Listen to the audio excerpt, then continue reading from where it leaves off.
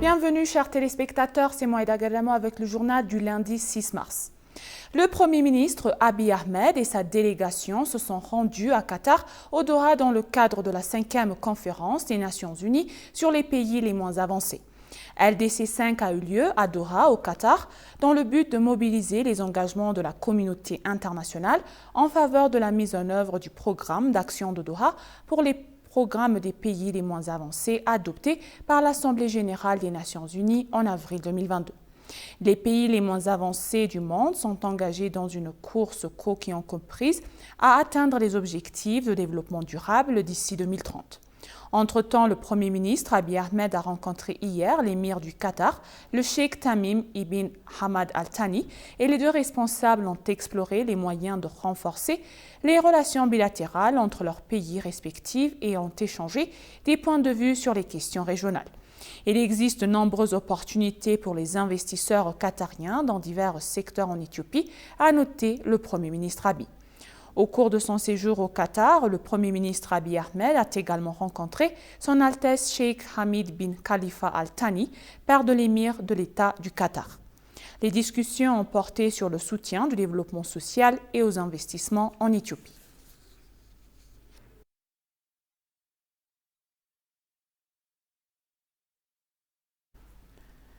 Par ailleurs, en marge de la 5e conférence des Nations Unies des pays moins avancés, le Premier ministre Abiy Ahmed a eu des discussions bilatérales avec le général Abdel Fattah al-Burhan, le président du Conseil du souverain du Soudan, et Ma'in Abdul Malik Saïd, le Premier ministre du Yémen. Le Premier ministre Abiy a tenu les discussions en marge de la 5e conférence des Nations Unies sur les pays les moins avancés à Doha au Qatar, selon le bureau du Premier ministre. Les chefs de gouvernement et d'autres parties prenantes sont prêts à évaluer la mise en œuvre du programme d'action d'Istanbul et à mobiliser un soutien et une action internationale supplémentaire pour les 46 pays les moins avancés du monde.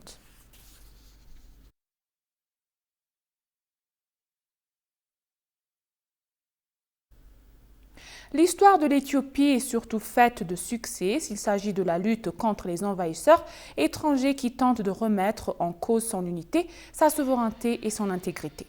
La victoire d'Adwa récemment célébrée est un bon exemple, quoiqu'il s'agisse de la guerre dans la partie orientale de l'Éthiopie qui est contre l'invasion des troupes somaliennes dirigées par Ziad Barre, nous mène à la victoire décisive de Karamara. Meta Sabi Al-Daraga nous présente les détails. La Somalie a envahi l'Éthiopie au milieu de 1977 pour réaliser un rêve qui échappait à ses dirigeants depuis 17 ans. L'annexion de l'Ogaden, première étape vers la création d'une grande Somalie coextensive au peuple somalien de la Corne de l'Afrique. La résistance éthiopienne allait se renforcer au fur et à mesure que la bataille se chauffait. Alors que la plupart se sont effondrés et se sont retirés en désordre devant l'avancée de l'ennemi, ils ont combattu avec ténacité leur ennemi dans des conditions de stress extrême.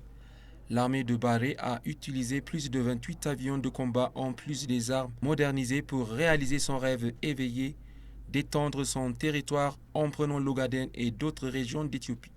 Certains pays ont exacerbé la guerre dévastatrice entre l'Éthiopie et la Somalie en armant les parties en conflit dans la région de la Corne. Étonnamment, dans les 15 jours de guerre active, l'armée de l'air éthiopienne a lancé une contre-attaque contre la Somalie pour reprendre des endroits stratégiques. Lagassa Tafarra, Ashanafit Gabre Tsadik et Mesfen Haile entrent dans les livres d'histoire comme ceux qui ont joué un rôle sans précédent pour démolir les avions de combat MiG-21 alors qu'ils volaient pour détruire la base aérienne somalienne, ce qui a été la décision clé pour gagner la bataille. La guerre a été dévastatrice et l'armée somalienne vaincue en raison de l'attaque bien organisée des forces éthiopiennes. Le soutien cubain sous la direction de Fidel Castro a été un changement de paradigme. Cuba avait envoyé environ 15 000 soldats qui ont combattu aux côtés de l'armée éthiopienne contre les forces d'invasion de la Somalie. L'importance stratégique dans la région de la Corne était une autre explication de l'escalade du conflit. Des milliers d'Éthiopiens et de Somaliens ont fait le sacrifice ultime pour chasser les Somaliens du territoire souverain de l'Éthiopie. L'Éthiopie célèbre le 45e anniversaire de sa victoire éclatante contre les forces d'invasion somaliennes de Ziad Barre en 1977. L'Éthiopie se sont ralliés et ont lancé une contre-offensive audacieuse contre l'armée somalienne grâce au soutien indispensable du Cuba pour finalement la mettre en déroute. Le Cubain Fidel Castro a aidé l'Éthiopie à son heure de détresse lorsque l'ennemi a traversé 700 km à l'intérieur de son territoire souverain.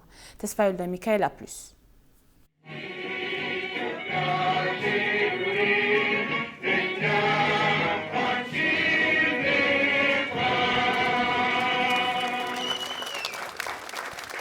L'histoire de l'Éthiopie a beaucoup d'histoires uniques. Certains sont acquis naturellement et d'autres sont atteints par des luttes acharnées contre des ennemis qui ont tenté de contester son unité, sa souveraineté et son intégrité territoriale.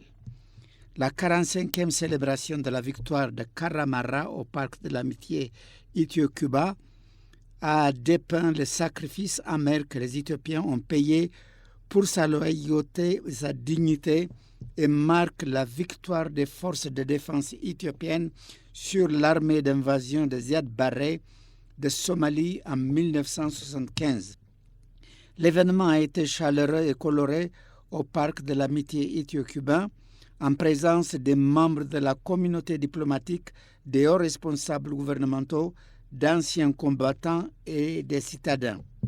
S'adressant aux participants dans sa allocution d'ouverture, l'ambassadeur de Cuba en Éthiopie, Georges Lefebvre-Nicolas, a déclaré que le sacrifice payé par les soldats cubains lors de la bataille est devenu une base solide pour les relations de fraternité et de solidarité entre le peuple cubain et éthiopien. Il a également déclaré que les liens historiques entre les deux pays se sont renforcés grâce à la coopération militaire historique en 1975 et se sont poursuivis dans des domaines à multiples facettes.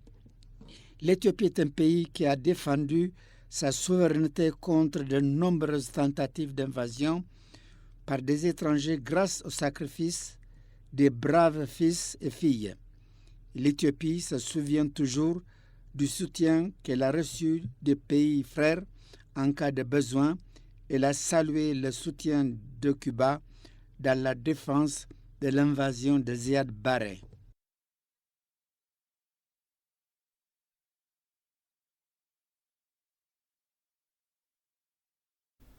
Le représentant permanent de l'Éthiopie auprès des bureaux des Nations Unies à Genève et d'autres organisations internationales en Suisse, l'ambassadeur Gazab Akbabo, a rendu une visite de courtoisie à Filippo Grandi, le haut-commissaire de l'Agence des Nations Unies pour les réfugiés.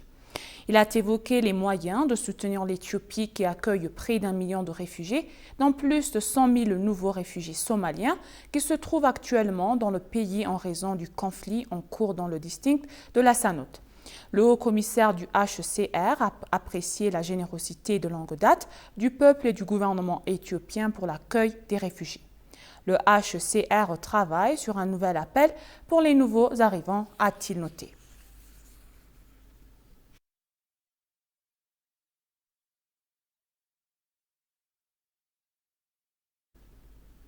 Une délégation pakistanaise composée de près de 75 investisseurs est arrivée dimanche à Addis Abeba. Le groupe devrait explorer les opportunités d'affaires et d'investissement en Éthiopie. L'ambassadeur d'Éthiopie au Pakistan, Jamal Bakr, a déclaré à ETV, tout en accueillant chaleureusement ses délégués arrivés le dimanche à l'aéroport international de Bolé, que la délégation composée de membres délégués impliqués dans un certain nombre de secteurs venait d'arriver à Addis. L'ambassadeur a également poursuivi en disant que pendant leur séjour à Addis Abeba, à vendredi, les délégués seront informés sur les cadres juridiques des affaires du pays et visiteront de nombreux sites historiques et lieux industriels différents dans le pays.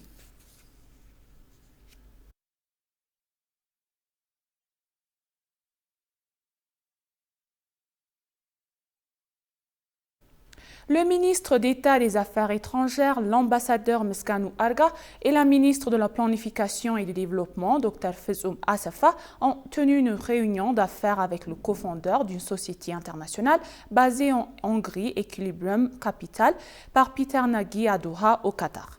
La réunion organisée par l'ambassade d'Éthiopie à Doha s'est concentrée sur le potentiel de la société Invest in Ethiopia dans le secteur de l'énergie par le biais d'un joint venture.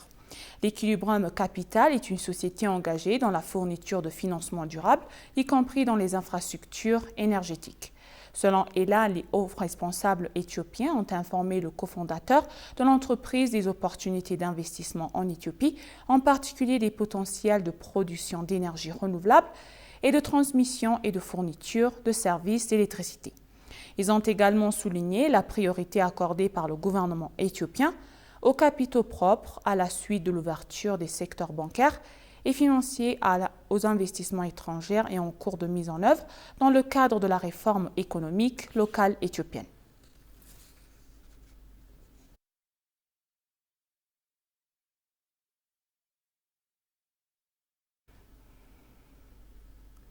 Et pour conclure le journal, les coureurs éthiopiens ont remporté au marathon de Tokyo 2023 hier, remportant 5 de 6 places sur le podium. Desso Galmissa, qui a battu le record du marathon de Paris l'an dernier, a devancé son compatriote Mohamed Issa d'une seconde pour remporter la course masculine en 2 heures 5 minutes et 22 secondes. Leur coéquipier Agaï Getachew a terminé 3e en 2 heures 5 minutes et 25 secondes. Cam Levins au Canada, qui a terminé 5e en 2 heures 5 minutes et 2 secondes, battant le record nord-américain de 21 ans de 2 secondes. La marque précédente avait été établie par Kahed Kanuchi des États-Unis lors du marathon de Londres en 2022. Les Éthiopiens ont également pris les 2e et 3e places de la course féminine qui a été remportée par la Kenyane Rosemary Wanjiru en 2 heures 16 minutes et 28 secondes. Saigon Mechu a terminé 2e en 2 heures 16 minutes et 56 secondes et Achate Bekere 3e en 2 heures 19 minutes et 11 secondes. Werknesh Dessa a terminé 4e en 2 heures 20 minutes et 30 secondes selon World Athletics. こちらはエチオピアの24歳、まだ若い選手2回。そして左にはエサがいます。エチオピア6分台で代表にアピールをしたいというエサか。最後直線だ。これは最後の直線三つどもえ、エサが出る。ゲルビサが譲らない。並んできたぞ。フィニッシュライン。 Chers téléspectateurs, et maintenant je vous rappelle les titres principaux. Le Premier ministre Abiy Ahmed a effectué une visite à Doha, au Qatar.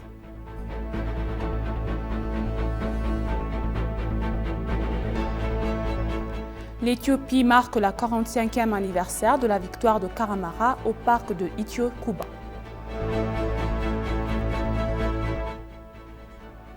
Merci chers téléspectateurs, ainsi s'achève le journal, c'était moi Eda Gadamao et je vous souhaite une bonne journée.